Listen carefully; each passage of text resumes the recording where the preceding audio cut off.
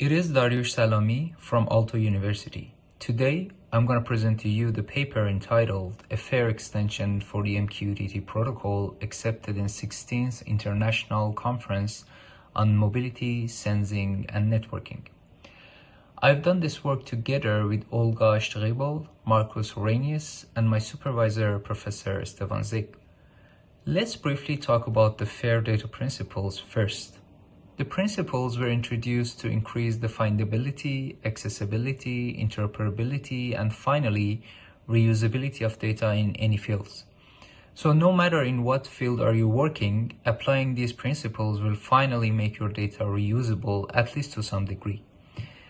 But what does reusability mean? As I mentioned, the main goal of the FAIR principles is reusability, which means that either a person or a machine should be able to access the data and metadata and reuse them for whatever purpose they want. Actually, it doesn't mean that the data should not have any license, but it means that the data should comply with the as open as possible, as close as necessary principle. But what are the benefits of complying with FAIR data principles? First, the time to market of the products could be significantly decreased due to the availability of data. It could be a software or a vaccine in clinical studies or etc. You can reduce time to market by FAIR data principles. Second, productivity will be increased since the employees do not have to spend a lot of time on searching for different datasets and wrestling with their incomplete documents to reuse them.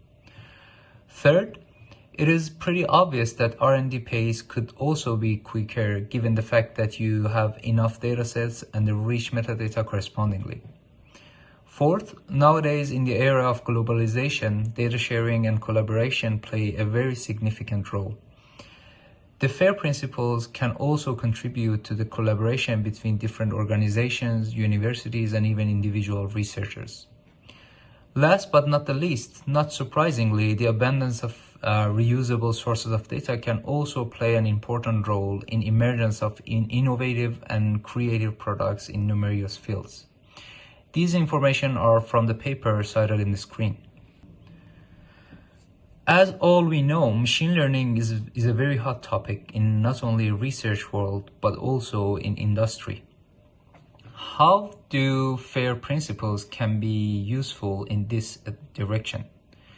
Every day we read different papers regarding the superiority of ML models, but there is no silver bullet, right? So we know that ML models are data hungry by the nature.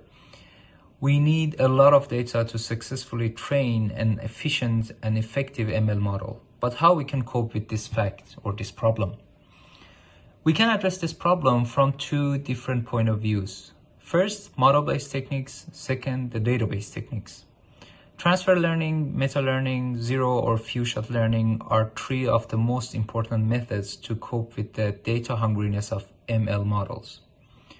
They try to introduce or at least modify the models in the way that they need less data to be trained.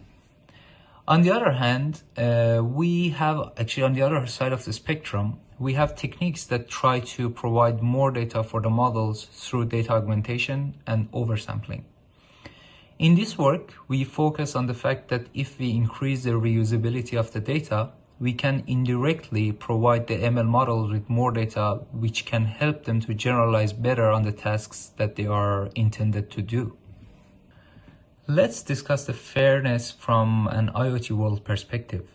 In an IoT application, we have a great variety of sensors which are produced by different vendors. As a result, they might have different data formats or even different standards. So IoT applications are heterogeneous by the nature. As we all know, the sensors are sending the data to the data landscape through an IoT protocol. Based on the study cited in the screen, MQTT is the most flexible and suitable protocol for IoT applications for the data transfer layer. So in this work, we propose a system architecture for the MQTT protocol to realize the FAIR data principles to a certain degree. This way, we can normalize the data entering to the data landscape, and the rest of the landscape do not have to be worried about the reusability of the data as it's shown in the picture. Here, we have the schematic view of the proposed system. We have the MQTT broker shown in yellow rectangle. We have two different sets of topics, the group below which contain the raw data coming from sensors, and the upper group of topics that contain the data after normalization by the FAIR agents. But what are those FAIR agents? A FAIR agent is a software component written in Python which is responsible for two tasks. First, normalizing the incoming messages in the way that they have a specific standard data format, metadata format, UUID, and so on. Second, filtering or redirecting the non-normalizable messages to a specific queue for further processing. So the system is flexible in the sense that as we have more criteria for the FAIR data principles, we can easily apply them to the FAIR agents without changing anything in the data landscape. To do load balancing and avoiding a single point of failure system, we utilize the shared subscription concept in MQTT v5. We use this concept to distribute the incoming messages among the FAIR agents so that each incoming message is only delivered to a single FAIR agent. In this slide, we have the workflow of the system. As soon as the broker receives a message, it looks for an available FAIR agent. If it finds available FAIR agents, delivers the message to one of them randomly. Otherwise, it looks for a queue on any node and delivers the message to a queue corresponding to a FAIR agent randomly again. As soon as a FAIR agent receives a message from the broker, it starts to normalize it. If it can normalize it successfully, it will publish the normalized message on the topics to which the data landscape is listening. Otherwise, it will redirect the message to a specific queue for further processing, as we discussed before.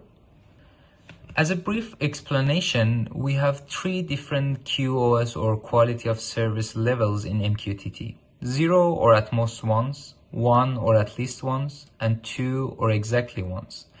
It means that we can configure the sensors to work under one of these quality of services, which actually affects the delay due to the acknowledgement mechanism that should be used.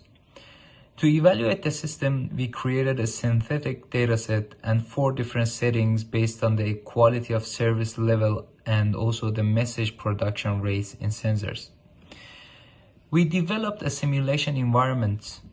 We used the Hive MQ implementation of the MQTT protocol that supports MQTT v5. In the environment, we had a server and 2 clients. They were connected to each other on a WAN, and we installed the MQTT broker on the server and started each sensor as a process on one of the clients. And we also started each FAIR agent and the subscriber, which is the data landscape, as a processor on the second client. In all the settings, we have 8 sensors publishing messages. 0, 1, 2, 4, 8 FAIR agents, 1 subscriber, which is the data landscape, different quality of services as I described, 100,000 messages from each sensor, 20% of the messages in each sensor are non-normalizable messages that should be forwarded to a specific queue, and that's it. What about the message rate?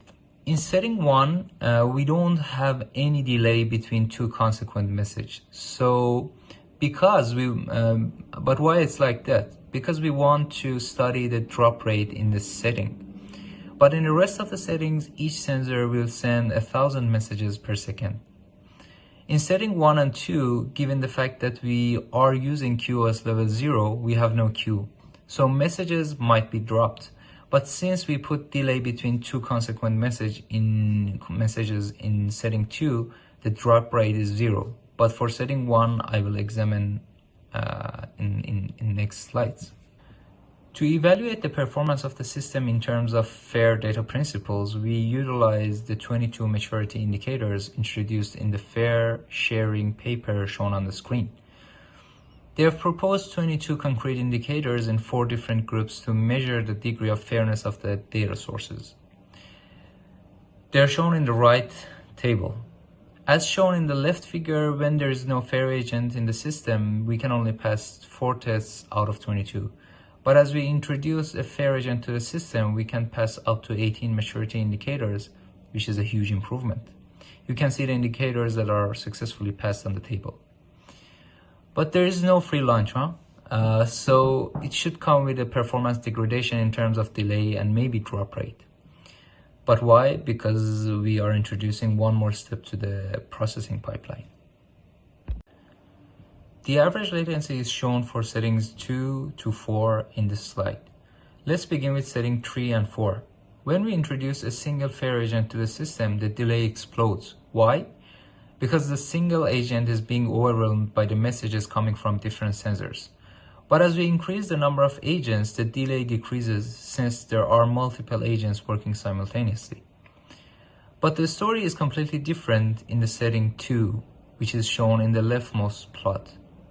As I mentioned, in this setting, the QoS level is 0, so there is no acknowledgement mechanism. As we introduce more agents, counterintuitively, the delay increases. But why? Since there is no acknowledgement mechanism and no delay between messages, now the bottleneck of the system is the shared subscription module of the MQTT protocol, not the fair agents. No matter how many fair agents do we have, the shared subscription module is not fast enough to keep up with the pace of the messages sent by the sensors. What about the drop rate? We have analyzed the drop rate in setting 1 since there is no dropped messages in the rest of the settings. As you see in the plot, when there is no agent, the drop rate is 11%. As we introduce a single fair agent, the drop rate explodes to 63. But as we introduce more agents, the drop rate decreases significantly down to 1%, which is almost 1/10 of the system without a fair agent.